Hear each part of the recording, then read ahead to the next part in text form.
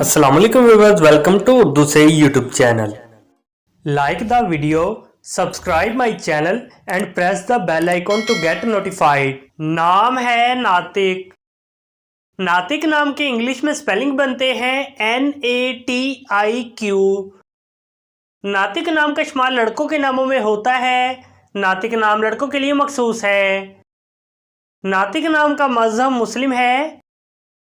नातिक नाम के मायने हैं बात करने वाला, फैसला करने वाला, बोलने वाला। नातिक नाम के इंग्लिश में 5 हरूफ हैं और ये एक लफ्ज़ है। 5 words and 1 letter। नातिक नाम के उर्दू में 4 हरूफ हैं और ये एक लफ्ज़ है। अपने नाम का मीनिंग जानने के लिए कमेंट बॉक्स में लिखिए। चैनल को सब्सक्राइब कीजिए, वीडियो को लाइक और शेयर कीजिए। Thanks for watching.